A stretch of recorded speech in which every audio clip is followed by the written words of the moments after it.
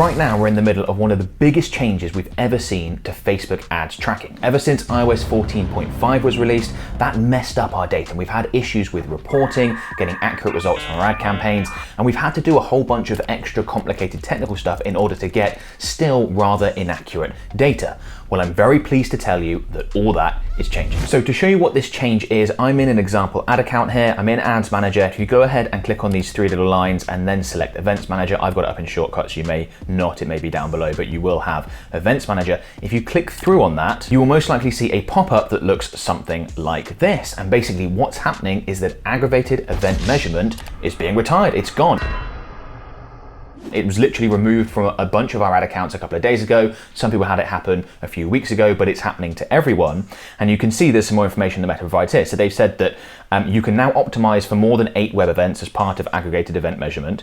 Related to this, you no longer need to set up and prioritize web events, nor select a domain for iOS 14.5 Plus in Events Manager. There's nothing you need to do for any of these changes. So this Aggravated Events Measurement tool that was brought in after the iOS 14.5 really messed up the data that we could see from the actions that people took on iOS devices after they clicked on our ads and come through to our website. We had to set up 8 web events on a priority list. We had to verify our domain. We had to do all this stuff to get data that still wasn't completely accurate come through. We don't have to do any of that anymore. Aggravated Event Measurement has been removed. This is great news for advertisers, and you'll know whether or not this has already taken place in your ad account, because when you come into Events Manager, you will simply see that Aggravated Event Measurement is not there, as it isn't in this ad account right here. So let's break this down a little, because this is a really big deal. I'm kind of a big deal. So for those who aren't familiar with Aggravated Event Measurement, or perhaps you set this up a couple of years ago when it first came up and you've forgotten how it works since, it was a tool that you needed to use to run Facebook ads and get better data, whereby you would configure your 8 conversion events in priority order. And the reason why you had to set a prioritization list was because you were only able to track the highest priority conversion event that someone did if they were on an iOS device. So let's say someone they're on an iPhone, they click on your ad, they come through to your website, and they view a bunch of pages, it triggers that conversion event, they initiate checkout, triggers that conversion event, they add to cart, triggers that conversion event, and then they purchase. All you would see for that individual was the purchase, assuming that purchase was your highest priority conversion event. So you wouldn't see all the other conversion events that that person may have taken. And this was obviously not ideal, but it was much better that we had that one and we were only allowed to track one than having no data at all. So that's one of the things you have to do. You don't have to do that anymore, which is fantastic. You also don't need to verify your domain anymore. Previously, you had to verify your domain first to prove ownership of it so that you could then configure your conversion events and establish that priority list that we talked about. As I said, it was quite complicated and quite technical, particularly if you're not familiar with it. You don't need to verify your domain anymore. It's still a recommended step. I'd still recommend that you do it. There are other reasons for doing so, but the main reason for doing it previously was this. That's no longer necessary. Now, again, that saves advertisers the hassle of having to set that up. It can get a bit complicated and technical, which is good, but I think this is actually a game changer for people that generate conversions via third-party websites, which is a lot of advertisers.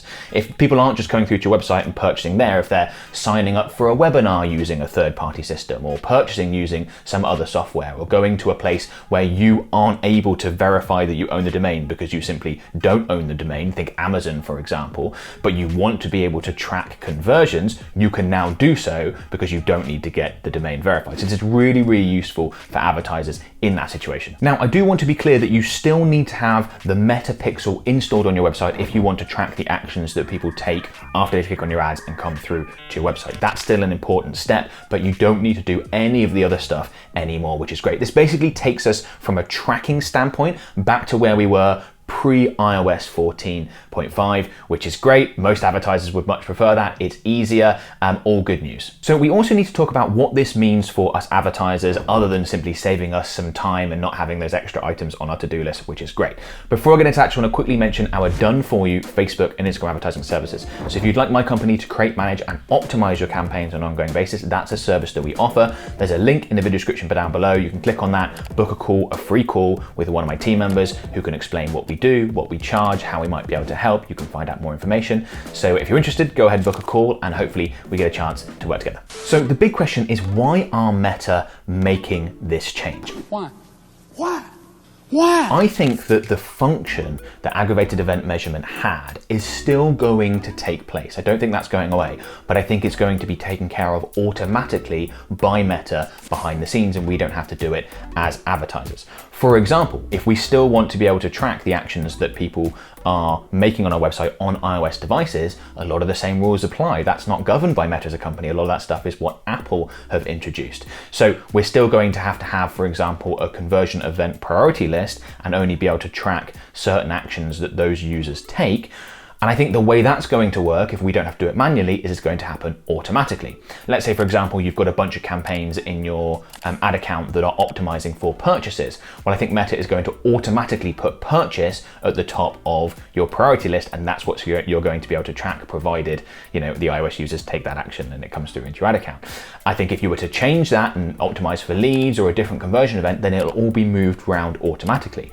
In an ideal world, this would happen dynamically, so that the conversion event could change really quickly depending on what you're doing and could capture more data for more different types of campaigns that are running simultaneously and get better information on those users. It could, for example, switch really quickly from purchase to leads depending on what's going on in real time in your ad account. I don't know whether that's going to happen. It might do, but I definitely think that the overall look of our ad account and what we're optimizing for, that will go to the top of our priority list in terms of our conversion events and our tracking, and we'll get that data in through.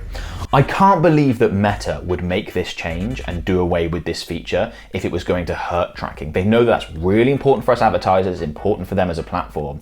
So I think that we're likely to see no difference to the quality of the data that comes through to our ad account, or we might see an improvement. Like I said, if they're able to change this dynamically, that would improve the results that are coming through.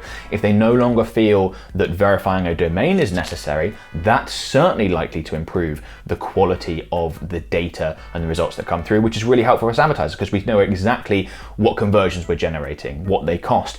It allows us to make better decisions around, do we spend more, do we scale, do we turn an ad off, do we turn an ad set off, do we test new options? All those decisions come from being able to see what's actually going on in our ad account, and I think we're either going to see no drop off or most likely an improvement in that based on a few things that I've already mentioned, which is great. That's great news for us advertisers. One of the biggest changes to tracking 2 years ago, just over, when iOS 14.5 came in, we had a real hit to our tracking. It looks like finally we're making big improvements to get back to where we were. There are so many changes happening to Facebook ads right now, and I'm doing my best to keep you updated with it all. So make sure you're subscribed. I'd also recommend that you check out this video. There are huge changes going on to Facebook ads targeting right now. In this video, I walk you through a brand new feature that is a complete game changer when it comes to targeting. Go ahead and check it out.